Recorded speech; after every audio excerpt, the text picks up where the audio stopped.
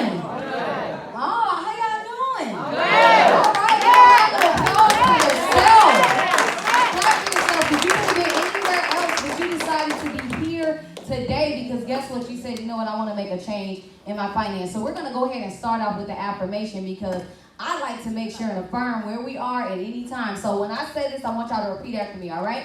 My feet. My feet. I'm going to ask y'all again to see high energy equals high income. So my feet. My feet. Will not be planted. Will not be planted. In the same place. In the same place. They are today. They are today. 1 year from now. 1 year from Give now. a round of applause for yourself. My name is Brittany Green, and I am the CEO and founder of Crown Financials, where it is my mission to help you increase your credit score anywhere from 50 to 300 points without using a credit repair agency. Now, over the next 45 minutes, we're going to discuss establishing an 850 credit score belief system. We're going to talk about credit affirmations because if you didn't know, life and death is in the power of the tongue. So we must say what it is that we're going to be doing, right? So we need that. The next is going to be the 6-part blueprint system so that you can build your score and then how we can work together further. Does that sound pretty fair? Yes. Awesome. Now I'm going to be asking y'all to talk back with me throughout this entire time because, again, this isn't just for me. This is for you guys as well. Next slide for me. So I'll tell you a little bit about myself so that we're not total strangers and how this 12-year-old looking girl is up here teaching y'all about credit. All right? So I'm originally from Detroit, Michigan. Any Detroiters in the house? Woo! Hey! And now I live in Tampa, Florida. I am a food guru, which means you will always catch me with some snacks. But for today, I am your credit expert of the day. Now, it didn't all start this way, okay? I actually was denied a job or promotion back in 2017 because of my credit. And that's how I actually started my journey. That same job I then lost in 2018, experienced repossessions, experienced being sued by a collection agency, maxed out cards. You ever heard the saying that you're gonna experience the most trouble in where you're meant to serve in? That was me. So I had to rebuild my credit 3 times. Go ahead and get the next slide for me. Today, I have been able to help hundreds increase their credit score, get started on building homes, even partnering with Denzel to help them with velocity banking. They tend to start here, and this is how we actually met. You'll hear a little bit about him in a few, because that's going to be our keynote. I know y'all excited about that one. This gentleman right here helped a lot of his clients increase their credit score so that they can begin paying off millions of dollars in debt. I established a program for college students to be able to help them increase their credit score. So I kind of know what I'm talking about, just a little bit, all right? Next slide, please. So imagine if you could control what the credit bureau saw and what they reported. What if you had a simple monthly strategy that would help you increase, build, and maintain your score? Organically, of course. What if you knew and could control the negative items that are on your credit file, meaning like those medical bills, old things, you know, like old, electric bills, different things like that, credit cards that may have charged off. What if you could control what was there and being reported? And lastly, what if you had to never pay another credit repair company again? That would feel good, right? Yeah. Oh man, okay, I'm in the right room. Next slide. So we do this through a framework called BDEX, right? Belief, Diagnostics, Education, and Consistent Strategy, because that's what it breaks down to. All of us have agreed that we never learned any of this in high school, in college, at home. Anybody else learned that? Okay, I'm in the right room. That was me neither, right? So then I came up with this framework in order to help my folks not only get the results that they were looking for, but to also boost that as well. So y'all got y'all pen and papers ready because we're going to talk numbers. We're going to get into the nitty gritty. Next slide, please. So the first thing is belief. I know y'all, we've been talking about mindset all day, but this is a holistic conference, so I hope y'all knew that's where we were coming from, right? It all starts with belief. If you don't believe that you can achieve these things, if you're not watching the things that come out of your mouth when you're speaking over your finances, those are the exact things that can actually keep you in that bondage, right? But the moment that you begin to say different things and ask the right questions, that's how you end up uncovering the results. That's how you get the resources pulled to you. That's how you end up coming into contact with the right people that can help you. So we do this through what's called the ACE methodology. Addressing and accepting, right? We got to look at our own selves in the mirror before we start applying the strategies. Because guess what? Just because you start your financial journey, it does not make you exempt from experiencing contrast or from experiencing things that happen. Most of my clients, as soon as they get started, something happens. Whether it's someone gets pregnant, someone loses their job, someone falls ill, and you have to be able to get right back on track to say, you know what? This happened, but this was just a speed bump in the road, right? How many of us have had some speed bumps in the road as soon as we want to get to our goal, right? So, go back up. So it is time to let go of what you didn't know about credit, what you didn't know about finance, any fears that you may have had about, saying, oh, I gotta let someone look at my file. I gotta let someone into to where it feels a little bit embarrassing. We gotta let go of those things, right? Because how can you receive help with a closed hand? We talked about that earlier, right? How can we receive that? And any previous failures or mistakes. So this one is always pretty funny, right? Because when I say celebrate your failures and your wins, people look at me like, celebrate my failures?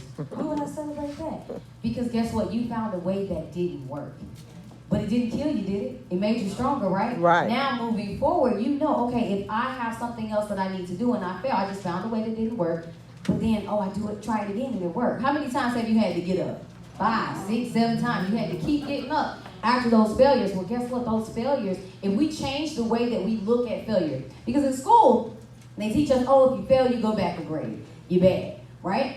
But really, failure is something that you should embrace and that you should love. So when you fail or you find a way that doesn't work, you can immediately take away its power by saying, you know what?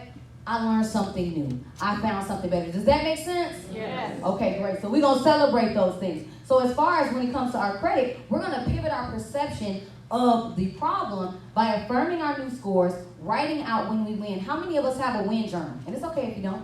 Hey, okay. If you don't have one, start one today. I don't care how big or small the win is. You want to make sure that you're writing those down so that when times get tough, you can go back, you can review it and say, look at how far I've come, right? We look at our negatives, but how many of us look at how far we've come? How many of us are doing that? Good, keep doing that. Because you'll see, okay, I wasn't the same person back then. I'm operating in a knowledge of newness, right? I didn't have the same knowledge before, so I can't talk about what I didn't know and what I didn't have at that time. I can only speak for what I have right now. So back then, I did the best that I could with the knowledge that I had then. Right now, I'm doing the best that I can with the knowledge that I have now. Does that make sense? Yes. Feel good? Yes. All right. Yes, it does. Go to my next one. All right, so let's do these affirmations. Can y'all see this? I know it's kind of tiny. Can we see it? You see a little bit. Okay, so I'm going to read it out to y'all. We're going to read it together, all right? We're going to repeat after me again. Y'all ready? Ready. All right. I have I have an 850 credit score an 850 credit score. and the behaviors to maintain my score. And the behavior to maintain my score. Because you got to see it before you get there, right? Yes. All right. I am responsible I am responsible with my credit with my credit and keep a low usage consistently. and keep a low usage consistently. All right. I get credit increases often. I get credit increases often. Oh, that sounds good. I am seen as a trustworthy I am seen as a trustworthy consumer by lenders consumer by lenders because I pay my bills because I pay my bills on time. on time. I know that's right. Give a clap for yourself. Give a clap for yourself. Come on, we said our affirmation. And then lastly, E is execute a plan for success. Okay? Now, that's going to be it right there. I heard you. That's going to be it right there. Executing a plan for success. The plan may not go, sometimes we get wrapped up in, it's supposed to go exactly like this. Sometimes you got to allow, sometimes the path that we choose is the tough path, right? And God is like, hold on, let me steer you this way. I'm trying to get you there as easy as possible with less heartache. But if we do choose those paths, right, be flexible. So executing a plan for success. This is my favorite quote. Don't let your excuses excuse you from executing. Okay? Don't let your excuses excuse you from executing, because we'll say, I don't have it. I don't know this. I don't know that. Right. You feel like you don't have it. Right. But in reality, we're closing our mind off. It's a psychological thing. The minute that you say, I don't, or what if, or it may not work, those are the times where it doesn't work. But instead, ask those questions. Who can I get connected with that has the information that I need? Amen. How can I apply this information with the resources that I have? Who knows something that I don't know that can help me get to my goals? Does that make sense? Yes, it does. Okay, perfect, because we're about to get into the strategies now. All right, so diagnostics, education, and consistent strategy. Before working with clients, the first thing that we do is build that belief system. Why? Because again, it sounds great when you're at the start line, but as you start running and as you start going, things start to pick up pace. Maybe a deer runs right out in front of the path, right? Something throws you off. So we have to build that belief system, because then when we start going into the diagnostic section, where it's time to assess where you are, I don't want you to feel bad. You did the best, again, that you could with the information that you knew. You affirmed it, right? You set that belief system. So now let's talk about how we diagnose. Now, let's break down what an 850 credit score consists of, because you guys said that that's what you have. So let's talk about what it takes to get there. It's all about balance, right? How many of us have heard, oh, don't get credit cards, they're bad? Has anyone ever heard about that? Oh, don't. Okay, that was one of the first things my mom told me, and guess what I did? Got a credit card. I didn't listen. I thought I knew better. I said, I'm going to prove her wrong.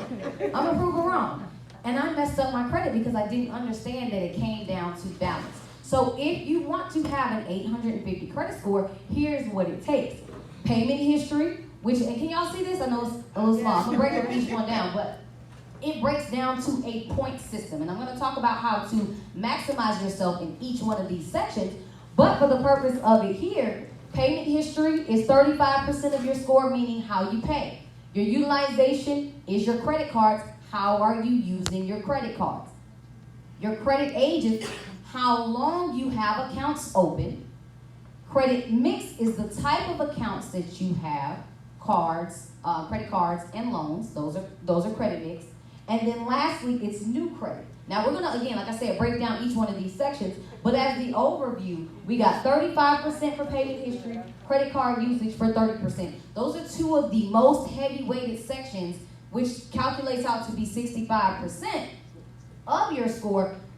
And that's the part that we have the most trouble with, paying on time, or if something happens, accumulating late payments, which takes away from these points that we're able to gain. So what I did for calculation was I took 850 and I divided it by each one of these percentages, and that's how it gave me these point numbers right here. So you guys can do that in your calculator as well, of hey, if these are the percentages that I have to work with, and that's the score that I want, I need to maximize in each one of these areas to create a perfect balance. So let's talk about how to get that perfect balance.